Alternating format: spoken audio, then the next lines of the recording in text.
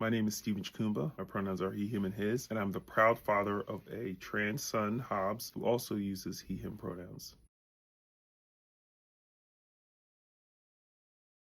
My family consists of the five of us, myself, my eldest daughter, affirming, my son, Shima, my third son, Hobbs, and my final child, also a son, Fuji. It was an interesting experience when Hobbs finally brought me into his identity. It was a year after his mother, my wife Chanel, passed away, and we had moved to a new home. I had enrolled him into a new school, and we were having issues because he was being misgendered. The teacher, she said, well, all the pretty girls line up, and my son, who hadn't come out at the time, got up to get in line as he was told. His teacher was just like, no, he said the pretty girls, not the handsome boys. And I went off on his teacher. And so a couple weeks later, when he asked if he could talk to me, and I went into his room, and he shared that he didn't feel like he was a girl, and there were tears in his eyes, I thought, oh man, was I such a jerk to his teacher, making him feel insecure about seeing himself as a boy because I barked on his teacher? Is that why my son is crying? He was just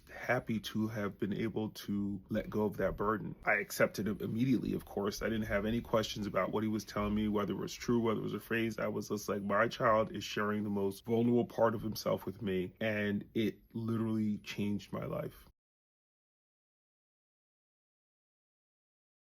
When I think back on Hobbs's gender journey, the one moment that has brought me the most joy, the most profound appreciation for who he is and how he shows up in the world, was his participation in Trans Prom, which was like the first and largest trans youth organized celebration on the National Mall in Washington, D.C. a few years ago. And he and three other trans and non-binary youth organizers ideated, planned, and executed an event that brought over 200 trans youth and adults to Washington, D.C.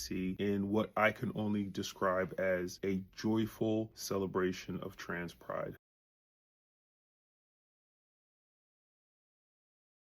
For anyone who is unsure why it's important to support gender-expansive people in this country, I would just say, look at history. Look at the history of, civil rights movements in this country. There were groups that were deprived rights that had to fight and scream and claw to get those rights recognized. And today, when we look back, we were like, oh, of course those rights should be given to women. Of course, Black people should have the right to vote. Of course, everyone should be equal. Of course, people should have the same rights and liberties as everyone else. But until those groups fight for it, we don't recognize it. Hindsight is 2020, but sometimes our vision about what should be isn't quite as clear. And so I'm here to tell you that the reason you should support trans and non-binary people is because it's the right thing to do today. And history will hold us accountable for the choices that we make. And so you want to be on the right side of history.